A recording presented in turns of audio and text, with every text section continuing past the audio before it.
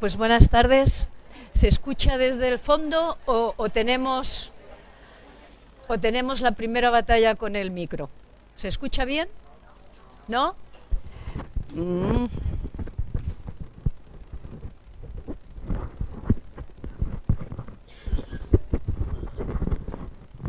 ¿Ahora se escucha mejor?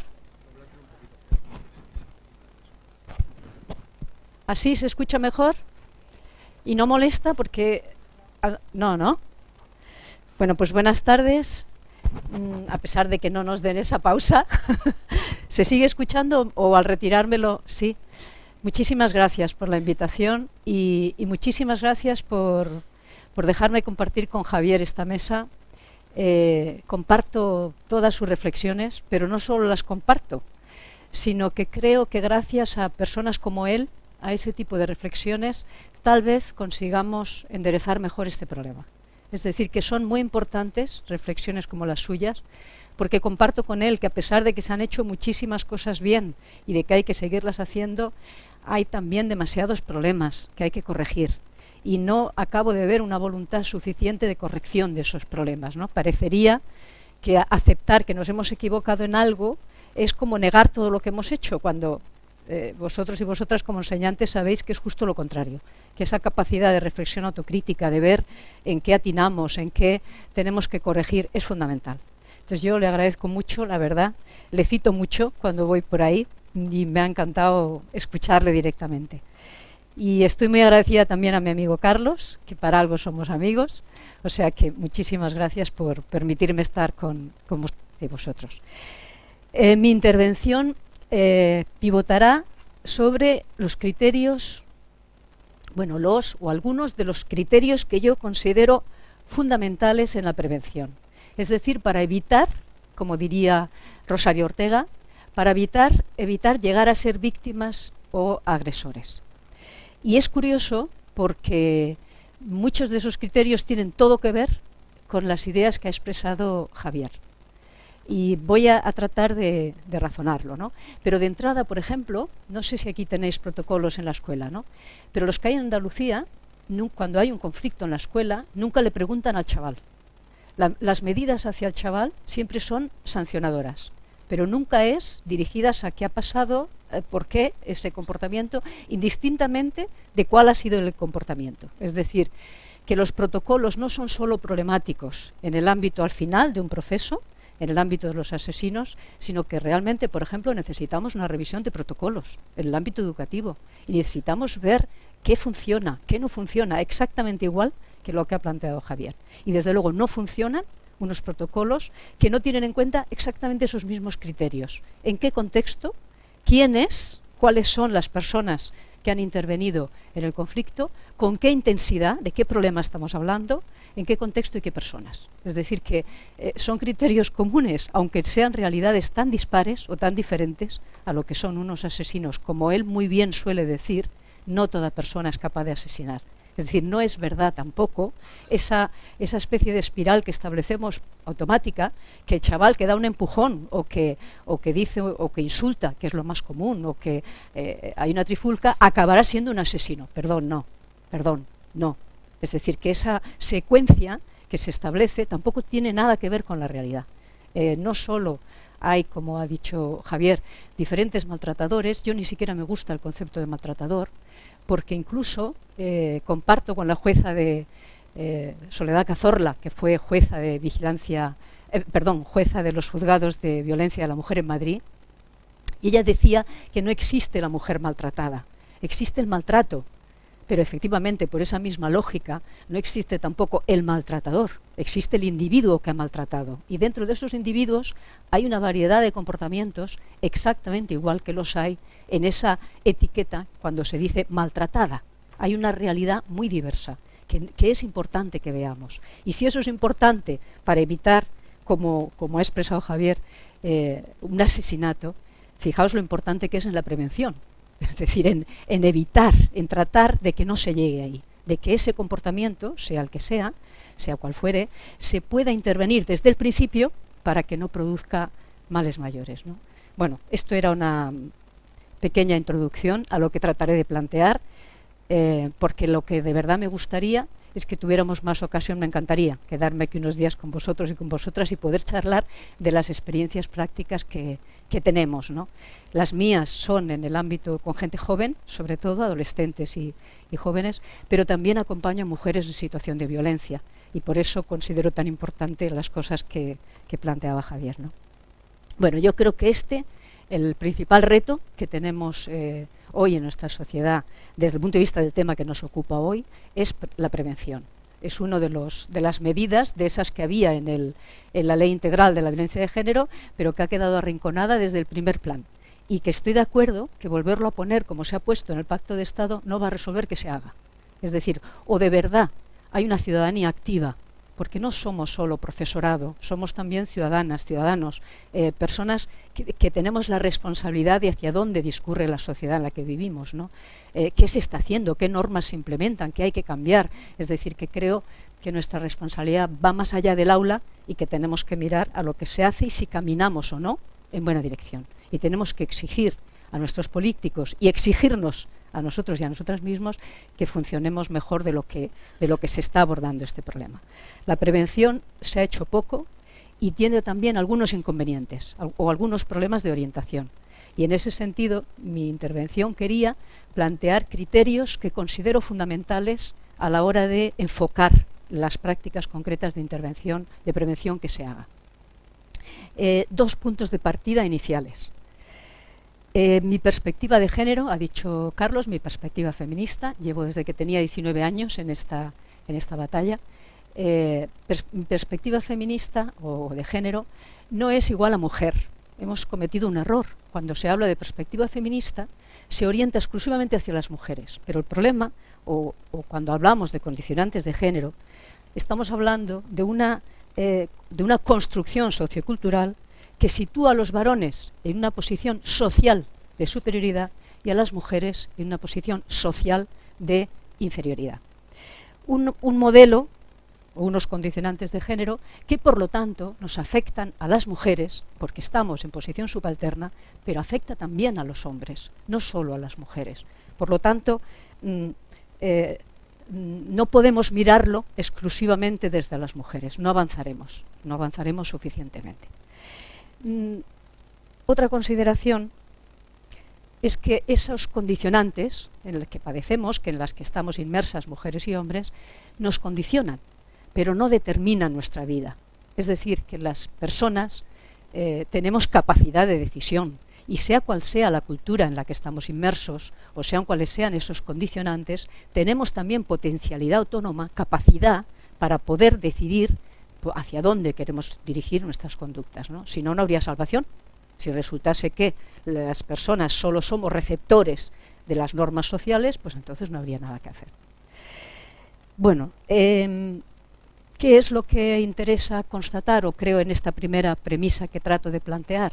Que a pesar de los muchísimos cambios sociales, me encantaría extenderme porque estáis gente joven, en los cambios tan importantes que ha habido desde que yo tenía 19 años a hoy.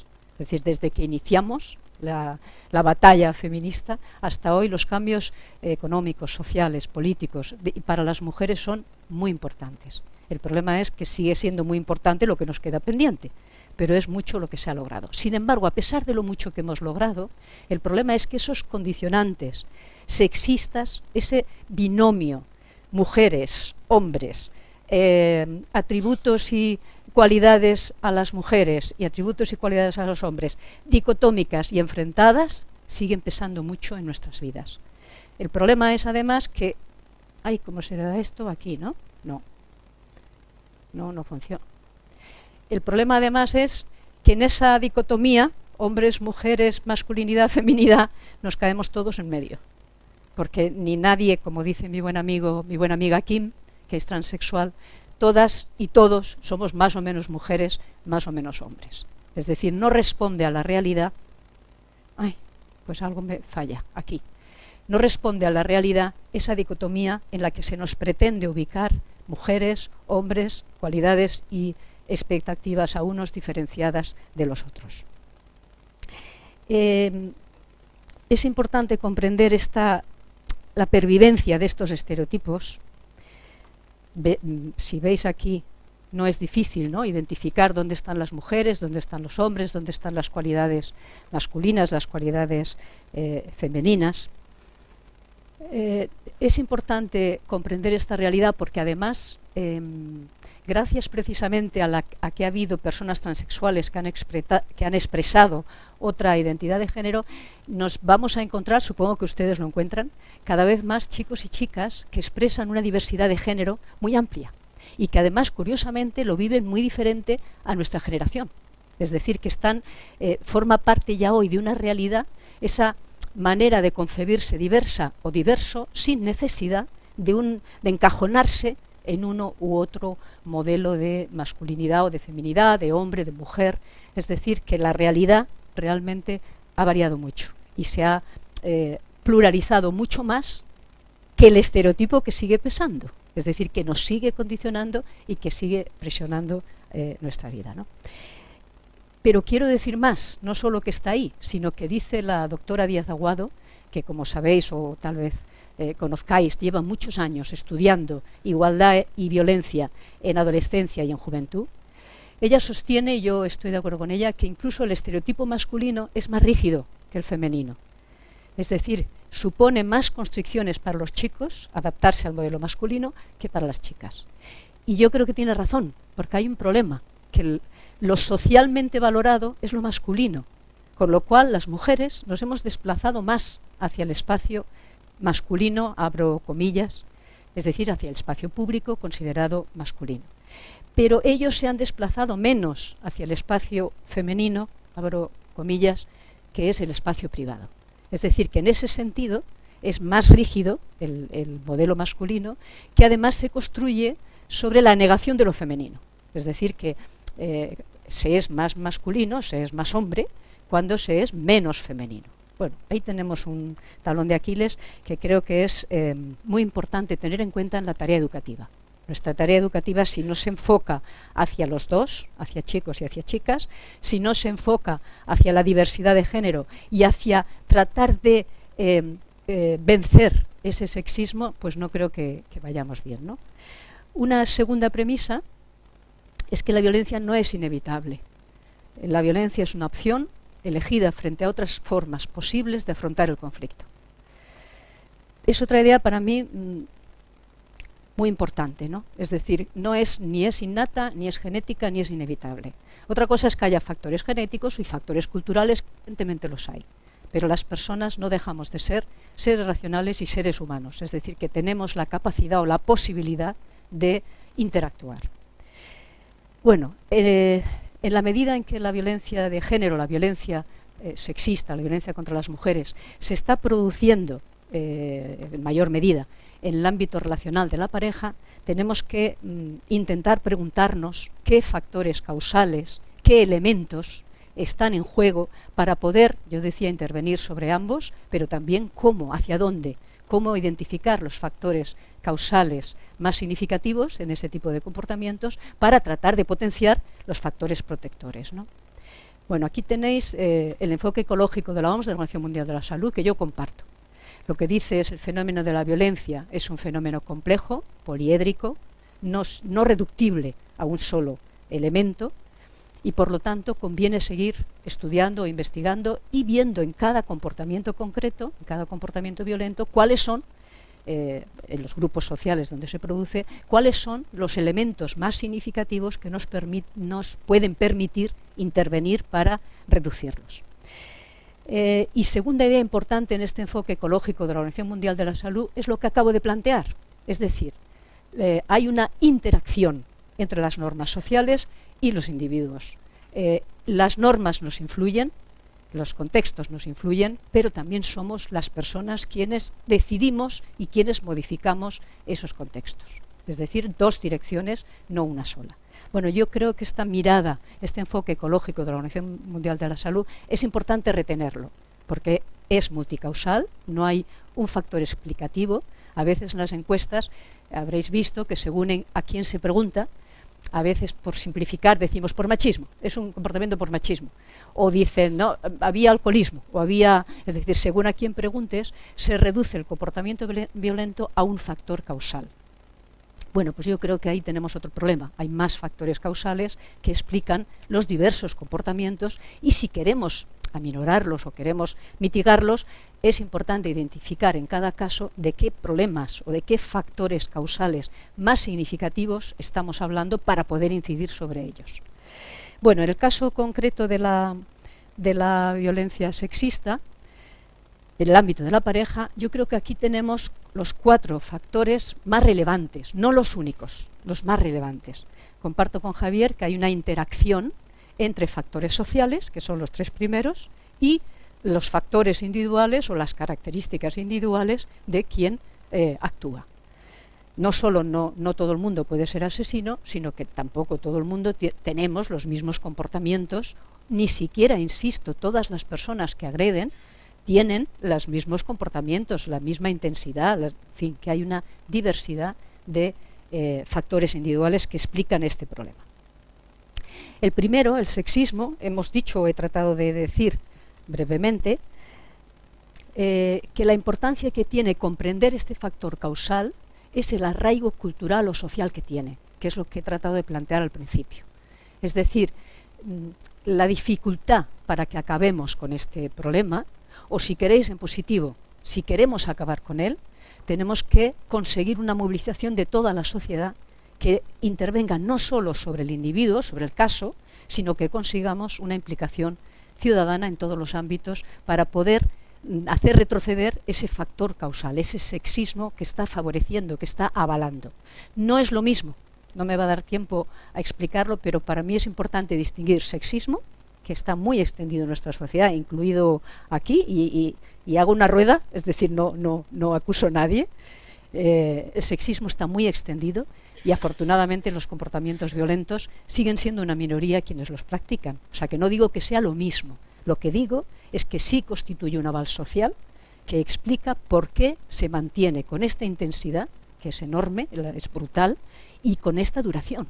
Es decir, los fenómenos sociales no se mantienen, no responden a un grupo de individuos que se han puesto de acuerdo o que tratan de, ¿no? Sino que cuando hay esta persistencia y esta intensidad hay que interrogarse sobre cuáles son las raíces sociales, los elementos que pueden explicar esa realidad. Bueno, yo creo que el sexismo desde ese punto de vista es un factor singular de este tipo de violencia particular, que no se da en otras violencias, por ejemplo en el ámbito familiar, que también se está produciendo niveles de violencia significativos, ¿no? Bueno, comprender, sin embargo, que no es el único factor causal, por ejemplo, lo que llama venenos de la pareja, lo llama el psiquiatra Rojas Marcos, ¿no? Dice venenos o el laberinto de la pareja, ¿no? No me voy a detener, pero sí señalar que ahí hay un ámbito particular de difícil gestión, es decir, que no es equiparable a otras relaciones interpersonales y de difícil, de difícil gestión también en relación a la norma social. Por poner solo un ejemplo, sigue vivo, que parece mentira, que siga vivo, el modelo de pareja heterosexual y para toda la vida. Y digo que parece mentira que siga vivo y que siga operando cuando hoy la vida se ha modificado tantísimo, tantísimo. Es decir, las relaciones duran día y medio. El otro día fue una compañera mía que hacemos el programa de prevención y fue a un instituto y explicó que ella, que cuando se separan dos personas no quiere decir que la relación se rompa, se puede modificar. Que ella, por ejemplo, invita a sus exparejas a su casa y le dice a una niña, ¿todas? Claro, es que no tiene nada que ver. Mi amiga tiene 45 años y la criatura tenía 16 o 18 o los que fuera, ¿no? Quiero decir que el cambio es tan bestial. Entonces, ¿por qué, a pesar de del cambio de familias, de los modelos, sin embargo, el estereotipo tiene una fuerza y, por lo tanto, ese conflicto, ¿no? O el conflicto entre en parejas, pues para tener una protección, una seguridad, ¿no? Que no te da la relación cada día en cada esquina, ¿no? Pero al mismo tiempo somos individualidades, queremos independencia. Bueno, ahí hay otra tensión, ¿no? Entre esa protección y esa independencia. Es decir, que no me quiero entretener porque quería ir a otra cosa, pero quiero señalar que ahí, en el ámbito relacional de la pareja, y no necesariamente porque las concepciones del amor, no sé qué, sino realmente por las dificultades que tiene la gestión de ese ámbito, ¿vale? Eso explica, por ejemplo, que no haya solo violencia contra las mujeres, sino que la hay en las parejas gays, lesbianas, la hay de mujeres a hombres, es decir, que aunque ese tipo de violencias no tengan el aval del primer factor, es decir, no tienen ese aval cultural, al revés. Es muy común cuando vamos a un centro y hablamos de la violencia sexista contra las mujeres, es muy común que nos digan, oye, de las mujeres contra los hombres, claro, si es que nadie está diciendo que nosotras seamos santas, puras, no, no, no. Es decir, que somos humanas y tenemos la misma potencialidad y la misma capacidad que tienen ellos. Ahí no está el problema. El problema es que ni las dimensiones son las mismas, pero sobre todo que los avales culturales no son los mismos. Y si estamos hablando de protección, de intentar políticas preventivas, a veces, precisamente por eso, ponemos el acento en esos criterios, no porque sean los únicos, pero sí porque desde el punto de vista preventivo es fundamental arrinconar esos avales culturales. Desde el punto de vista humano y de solidaridad, yo me empatizo perfectamente con ese individuo que le ha maltratado a la mujer y lo repruebo exactamente igual, o con esa pareja de gays o con esa pareja de lesbianas, ¿no? Y el sufrimiento es exactamente igual, es decir, que no hay ahí una diferencia ni de empatía ni de solidaridad, pero hay una diferencia en la intervención de esos problemas, ¿no? En cómo tratamos de hacer retroceder los avales sociales que tienen un tipo de violencias y que no tienen otras. Bueno, voy a señalar cómo se expresa estos avales que queremos hacer retroceder. Bueno, perdón, voy con la cosa de que podamos charlar, porque me hace sufrir que a estas horas no nos hayan dado una pausa y estéis aquí. Bueno, no quiero pasar por encima del tema del afrontamiento del conflicto, ¿no? Yo creo que aquí no solo hay una falta de habilidades, que las hay en todos nosotros, no aprendemos a gestionar el conflicto, es algo como que cada cual hemos aprendido como hemos podido, porque no hay una enseñanza específica para aprender, ¿no? Pero no solo es un problema de habilidades, que lo es un problema también del desprestigio público que tiene la idea del consenso, de la conciliación, de la mediación, o incluso la prohibición en la ley integral de violencia de género. Está prohibido que en cualquier comportamiento que se considere violencia de género, digo que si queréis luego en el debate podemos hablar de esto, porque en mi opinión la consideración de violencia de género es tan amplia que es un problema. Es decir, pero bueno, a lo que voy es que incluso la ley lo prohíbe y en los centros de enseñanza está prohibido ejercer mediación, ¿no? Yo creo que ese desprestigio público de lo que es la conciliación, de lo que es el acuerdo, de lo que es la cesión para el entendimiento, para la convivencia, de lo que es la mediación, es un problema. Y acorde con ese problema, pues tampoco hay muchos recursos. En los centros de enseñanza, ni en muchos ámbitos, hay demasiados recursos que permitan, que habiliten unas posibilidades de gestionar mejor el conflicto, ¿no? Luego esto va, como cada quien buenamente puede. Ahí tenemos otro problema, ¿no? No me detengo en los factores individuales porque quería señalar cómo se expresa estas ideas, cómo probablemente os las encontréis, como me las encuentro yo en los centros de enseñanza, ¿no? Para un hombre, una mujer frágil tiene un encanto especial. Ahí lo lleváis. Un 37, bueno, estos son estudios de la profesora, como he dicho, la de Madrid, Díaz Aguado, perdón, que no me salía, ¿no? Pero fijaos en la segunda. En la pareja normal es que la mujer y no la mujer el hombre. Un 43% de chavales. Y yo pregunto, ¿y en esta sala nos lo hemos preguntado alguna vez? Porque yo creo que es una idea social muy arraigada, que no es solo de los adolescentes o de la juventud, sino que realmente pesa mucho, sigue pesando mucho esa idea, ¿no? Aquí tenéis otro ejemplo terrible. El 34,2 ha escuchado, si alguien te pega, pégale tú. Y luego todos los días sacamos, le ha escuchado a los adultos, y luego todos los días salen los periódicos. Es una preocupación, los jóvenes cada vez más violentos. Bueno, mis estudios, acabo de publicar hace un año un estudio sobre violencia en jóvenes, no dicen eso, no dicen que los jóvenes sean más violentos que la población adulta. Sí dice que pervive la violencia, que no la hemos erradicado, y por lo tanto la preocupación grande es que en la medida en que el futuro está en manos de esa juventud, pues claro, da vértigo pensar que no hemos erradicado, que no hemos conseguido una barrera generacional, sino que estamos transmitiendo esa violencia, ¿no? O ese otro dato, ¿no? El 73,3%, estos son expresiones que los chicos y las chicas jóvenes han escuchado a los mayores. Es decir, es la transmisión que estamos haciendo. ¿De acuerdo? Claro, porque son preguntas en ese sentido, ¿no? Bueno, aquí tenéis otra, claro. Eso implica que los comportamientos de muchos chavales y muchas... Bueno, en este caso ya veis la diferencia. Ahí el estereotipo es muy claro también. El 14,6% de chicos han protagonizado o participado en algún tipo de agresión física, frente al 4,9% de chicas, ¿no?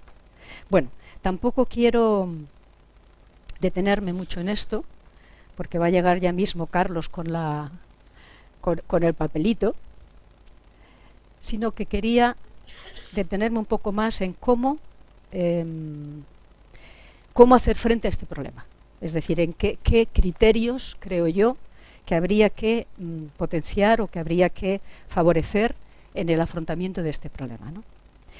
He dicho que lo primero y principal es potenciar los factores protectores, es decir, promocionar los factores positivos para inhibir los factores de riesgo, ¿no? En ese sentido, estoy hablando de una educación en valores que integre este problema, es decir, que tenga una perspectiva antisexista, una perspectiva de género en el sentido que estoy planteando, que no ignore que ahí hay un factor importante de los comportamientos. Una intervención que desde mi punto de vista tiene que actuar sobre 3 esferas. La autotransformación, que es una propuesta individual a chicas y a chicos, a nosotros, a las adultas y a los adultos, para reflexionar sobre esos condicionantes sexistas, cómo exactamente están operando en nuestra vida y de qué queremos desprendernos y cuáles queremos interiorizar o qué valores queremos hacer nuestros, ¿no? Y lo digo porque demasiadas veces se enfoca la prevención exclusivamente hacia este primer ámbito, a la autotransformación, que es vital, porque si no hay una autotransformación difícilmente podremos cambiar el medio en el que vivimos, ¿no? Pero es insuficiente. Creo que nos tenemos que plantear también un cambio en las mentalidades sociales, en esas mentalidades que avalan, que dan respaldo, en mayor o menor medida, a esos comportamientos. Y el tercer factor, creo, he puesto transformaciones sociales porque no me cabe mucho, no me cabe más, pero estoy hablando de transformaciones políticas, de transformaciones culturales, de transformaciones económicas, es decir, en verdad, cuando hace tantos años emprendí la lucha feminista, y creo que sigue siendo válido, lo que tratábamos es de subvertir el actual orden social.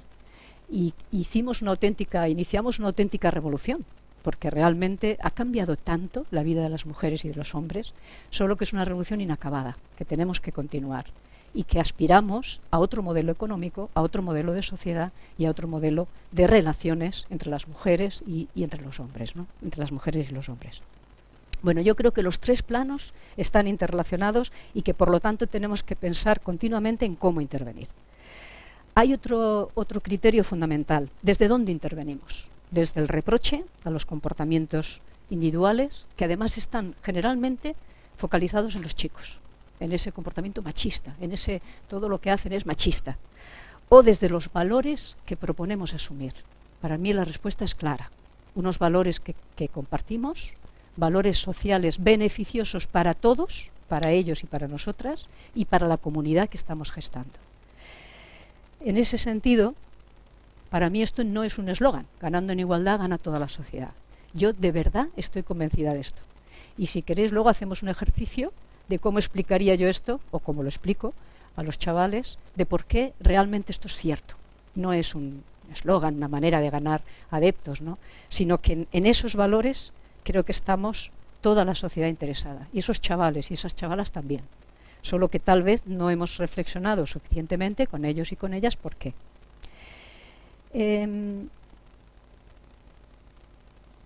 Esto es lo que yo creo que tenemos que hacer en los centros educativos: potenciar la igualdad y la libertad entre las personas. Dispensar un trato igualitario al alumnado. Yo creo que somos maestras y maestros y alumnos. Muchas veces les tratamos en desigualdad. Estamos reclamando una igualdad de género, pero resulta que a ellos los tratamos como desiguales. Creo que es muy importante todo el tiempo estar interrogándonos y estar planteando un trato igualitario. Un trato igualitario no implica ignorar la autoridad que tiene un profesor o una profesora.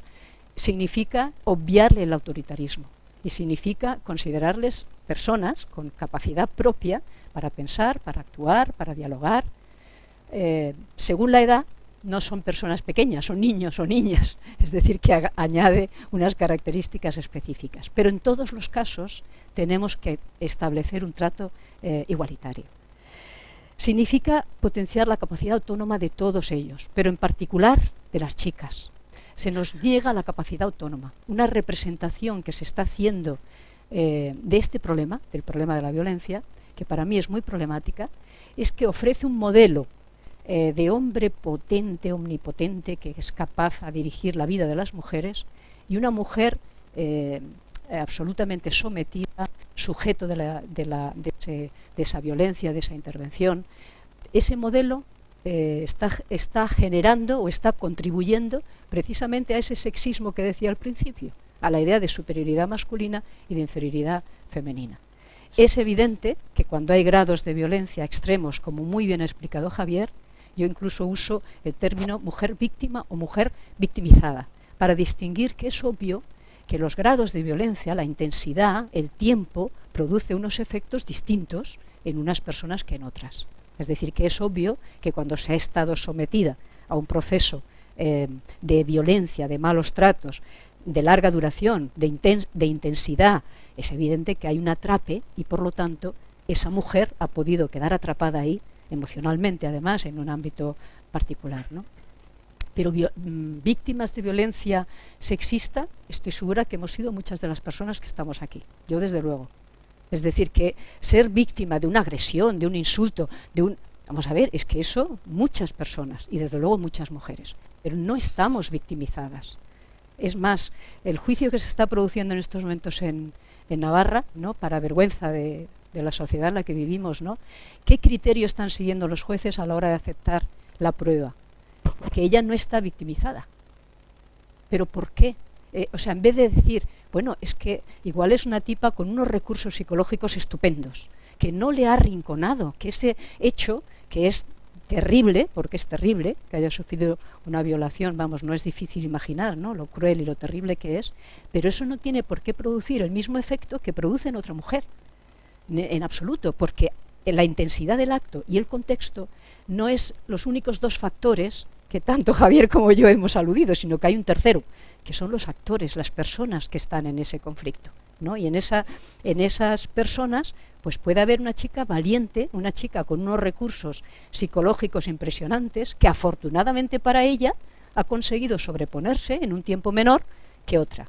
La verdad es que me ha indignado el que puede testificar, de qué da cuenta ese informe.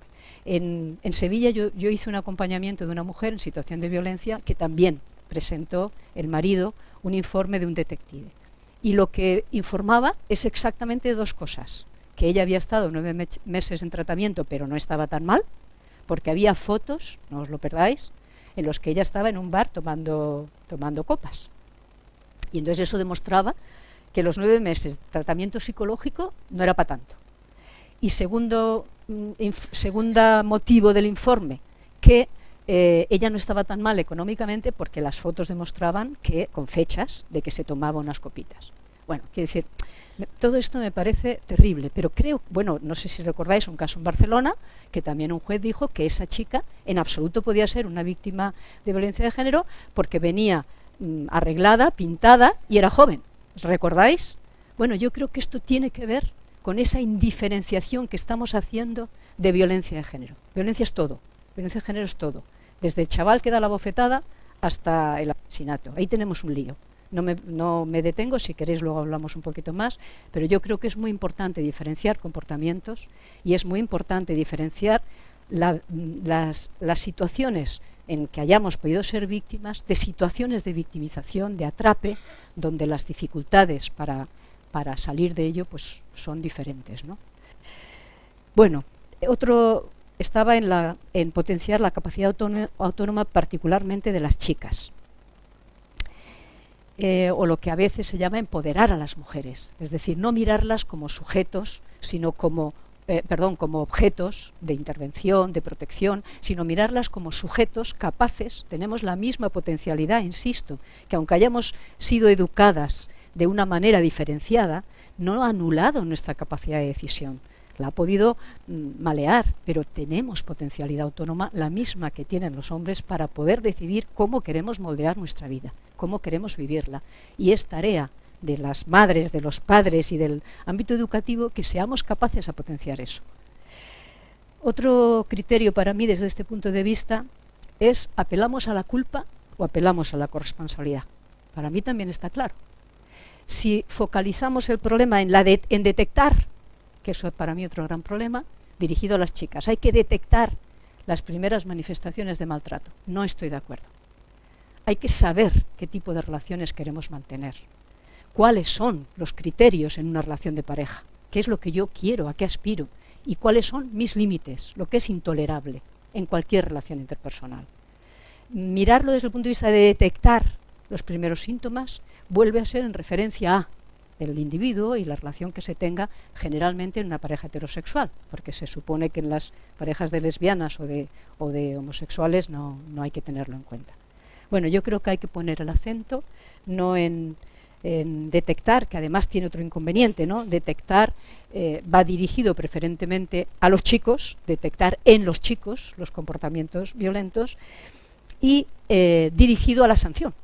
Hay que sancionar, ¿no? Yo soy más partidaria de poner el acento en la autonomía personal de las chicas, en nuestra conciencia sobre qué tipo de... Bueno, las chicas y los chicos, digo las chicas porque insisto que a los chicos se les supone, que también es otro problema, porque la verdad es que los pobres tampoco saben muchas veces, y menos en la adolescencia, están todavía más apavadillos, o sea que todavía tienen más dificultades para saber exactamente lo que quieren y lo que no quieren. Pero estoy poniendo el acento en las chicas porque es a quien se nos niega, a quien se insiste en protegernos, en las políticas de protección o actitudes de protección, porque se nos considera siempre más vulnerables, menos capaces, ¿no?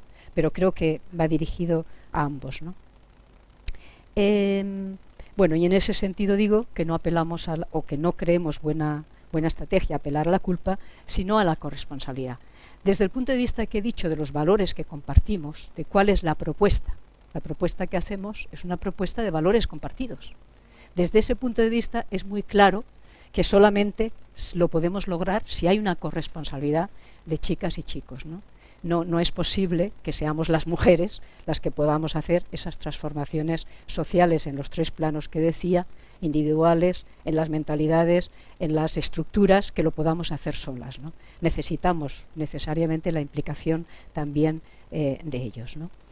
En el libro que citaba antes Carlos, que escribimos en relación al programa de prevención de violencia, hay un capítulo que llamamos Detectar, comprender, actuar. Nosotros ponemos el acento en las tres cosas. Hay que detectar un problema, pero desde el punto de vista de comprender su magnitud, su importancia o qué significado tiene, y sobre todo desde el punto de vista de transformarlo. Una última reflexión. ¿Voy bien de tiempo? Sí, vale. Porque quiero dejar muchas cosas que, si fuera posible, lo hablemos más en el debate, ¿no? Una última reflexión es que para afirmar nuestra condición de sujetos y no de objetos, la condición de sujetos de las mujeres, de nuestra capacidad, hay que también modificar un poquito la línea de intervención que estamos llevando pública, en donde las mujeres siempre aparecemos asociadas a la violencia, al sometimiento, al sufrimiento. Es decir, no estamos ofreciendo modelos de mujeres libres, autónomas, contentas, felices, ni modelos de sociedad en donde todo esto es viable. Cuando yo empecé en el feminismo, realmente era una oferta, una propuesta la que hacíamos a la sociedad, de una sociedad mucho mejor, donde las personas podíamos ser más felices, donde las personas íbamos a ser más libres, más capaces de poner en juego todas las potencialidades que hoy, por ese sexismo, se nos está cercenando. Sin embargo, muchas veces hoy la propuesta que estamos haciendo es de autodefensa, de protección. O sea, que creo que esa idea de que las mujeres somos víctimas y solo podemos ser víctimas, los chicos son agresores y solo pueden ser agresores, además de falsa, las mujeres podemos ser agresoras, podemos ser malas, podemos ser, solo que no estamos propugnando esos valores como valores sociales, no que no podamos, sino que nos parecen valores que hay que desterrar de la relación humana, pero potencialidad claro que tenemos. Esa idea, esa representación, esa atribuir a los contextos, sea cual sea, de agresión, de maltrato, como si fuese no un contexto, una circunstancia, sino una condición, ¿no? Las mujeres solo podemos ser víctimas, pues eso nos está generando una imagen social o potenciando una mira muy estrecha en la que estamos canalizando la propuesta a las chicas y a los chicos en los centros de enseñanza. Yo creo que hay que hacer una propuesta de igualdad, una propuesta de sociedad donde la libertad, el ensanchamiento de la libertad para todas las personas y para todas las expresiones de género sea real, una propuesta inclusiva en la que necesitamos estar todas y todos, no es de una parte, como muy bien, en la que tratemos de demostrar que efectivamente las personas, las mujeres y los hombres somos muchos y diversos. En ese sentido tampoco me gusta cuando se dice la mujer, o sea, no solo la maltratada, sino la mujer. Somos muchas las mujeres y muy diversas, y además es importante, de los chicos también, ¿no? pero insisto que me refiero siempre a las mujeres porque es a nosotras a las que se nos está encajonando en ese modelo, ¿no? Y lo último, y os propongo ya para el debate un par de problemas, es que tenemos que apoyarnos en lo mejor que hay en la sociedad. Y yo creo que la juventud es lo mejor que tenemos en la sociedad. De verdad lo creo. Es decir, los referentes que tiene esta juventud no tienen nada que ver con los que eran los nuestros cuando éramos jóvenes. Y el hecho son referentes de igualdad, referentes de pacifistas contra la violencia sexista. Y por lo tanto es tarea nuestra el ver cómo conseguimos afianzar esos valores que tienen interiorizados y arrinconar las conductas que contradicen esos valores, ¿no?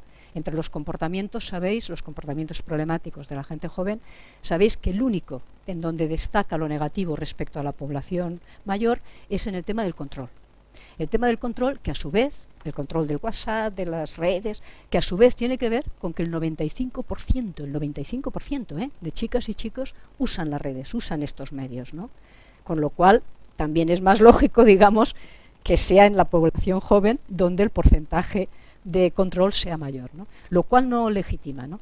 Pero a lo que iba es que muchas veces ese control no solo tiene que ver con este sexismo, con esa desigualdad, sino también con las dificultades para gestionar ese ámbito, el ámbito digital, en relación a la intimidad que ha quedado completamente expuesta, ¿no? Y han nacido en una sociedad donde la intimidad no significa nada, ¿no? Y donde además las empresas nos están jugando malas pasadas. Es decir, que además, de nuevo, dirigimos la mirada a culpabilizar al chaval o a la chica, normalmente al chaval, usado indebidamente la red, y no a exigir una mayor protección de las personas y de la intimidad de las personas, ¿no? Entonces, bueno, lo dejo con cinco provocaciones. Yo creo que es importante diferenciar sexismo y violencia, como he dicho antes. Para mí no es lo mismo, son dos cosas diferentes. Es muy importante diferenciar comportamientos agresivos. Para mí todo no es violencia y malos tratos, y hacemos mal servicio si estamos identificando esos comportamientos. Creo que hay que demandar recursos para adaptar a esa diversidad de circunstancias, de personas, de tipo de problemas agresivos. Insisto que las mujeres somos sujetos y no objetos, y por lo tanto no somos siempre víctimas y solo víctimas. No existe la mujer, existimos las mujeres, con diversa potencialidad autónoma y diversos grados de vulnerabilidades. No soy muy crítica con la ley que nos sitúa siempre como seres más vulnerables, no me da tiempo, pero se están haciendo legislaciones que se apoyan, el tipo penal específico, por ejemplo, se apoya en esa idea. Una mujer en una relación de pareja heterosexual siempre es más vulnerable. Puede haber otros seres vulnerables, pero tienen que demostrarlo. Nosotras lo seremos siempre. Yo no estoy de acuerdo en eso, ¿no? Y por último, corresponsabilidad versus culpa. Implicación, una política preventiva que de verdad se dirija a las chicas y a los chicos.